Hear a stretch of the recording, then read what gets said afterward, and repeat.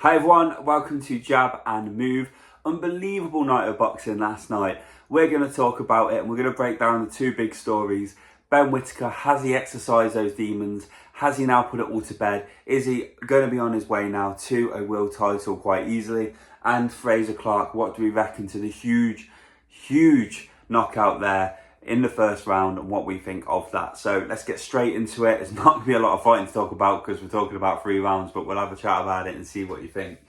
Let's hit into Ben Whittaker straight away. This is the one I want to talk about. I got it completely wrong. We were absolutely honest. I went for Liam Cameron in the latter rounds. I just thought potentially we're going to see Whittaker stumble here. Yeah, I thought he'd come back in the future and start his progress again, but I just thought this may be the stumbling block that he did not expect along the way. But obviously it turned out 6 months ago was that stumbling block. And he came in, he looked much sharper, his speed was there, his pinpoint accuracy of the jabs was there, and the big thing that I noticed was his versatility in his combinations and everything was much better this time round. He looked like he was ready to go, raring to go. Now, would we have seen the same similar situation play out if that second round knockout would have happened? Would we have seen a Whittaker that would have tired out and then Cameron comes into the fight? Who knows? All I would say is that Cameron did well. He looked like he was in the fight. It was this weird thing though with the left hook. Every time he kept throwing the left hook, it was firstly, you could see it scripted from a mile away, and secondly, it just seemed extremely slow. So he was opening that side to him. He was opening that area for Whittaker to throw that right hand and get that knockout and take him out. So I don't really know what that was because we never seen that in the first fight with Cameron. I've seen a much more polished defensive performance and counter-punching performance from Cameron in the first fight compared to this one. So was it Cameron off the gas a little bit? I don't know, but you've got to give credit where credit's due.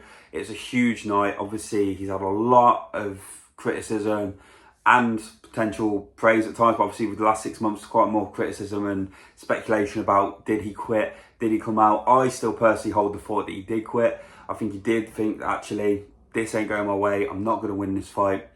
Let's get out, let's use this, let's get out, let's take a get out jail free card, let's get back and go again. And I think that's what he did. Now, personally for me, if he did that, that is up to him. And he knows what he did and what he wants to take from it, but it's not the end of the world now. People will forget about it in 6 months time, 12 months time, 18 months time when he's fighting for world titles, maybe in 18 months, potentially 2 years. No one's going to give a toss about what happened 6 months ago now to Cameron. It was only if he would have lost this time that would have had a factor moving forward. So again, a huge night for Ben Whittaker. Did his emotions get the better of him? I don't know. I've seen this between Johnny Nelson and I forgot Colwell. Sorry, about his emotions get the better of him jumping in the corner. I didn't like it. I didn't think this is the way he should have acted. I know he's had a lot of people on his back, but there've been legitimate questions. You know, you can't be a boxer doing what you do, showboat in the way you showboat, have your following and build that platform to then expect absolutely zero back if you're going to mess around and do those sort of things and potentially quit a fight. You're going to have that sort of stuff. That's just part of the territory. So yeah, I didn't like going into the corner and doing that because it's nothing to do with them. They were professional. They were doing their jobs.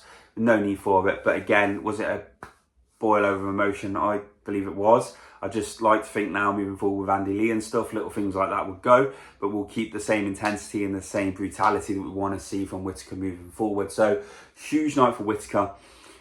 Cameron didn't do himself justice, I don't think, in the fight in the end. It was one of them. It is what it is. I think he's going to go on now and still fight and still do well for himself, which is nice to know, especially given the past that he's had before. So we're lucky for Cameron, but a huge night for Whittaker. The demons have been exercised and he will now be moving forward and going for those huge fights. So let's get in very quickly to Frazer Clarke and what we thought about it.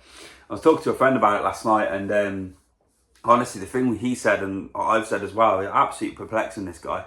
He spent the last 18 months, 2.5 years, pissing about with boxers, just boxing, trying to outbox them, trying to outfight them, including the Wardley fight, number one. I think he was trying to outbox Wardley, use his basics and his boxing IQ from his Olympic days and stuff to try and manoeuvre them. But what we should have seen was the Frazer Clarke we seen last night, the guy who turns up and goes in and goes for the kill.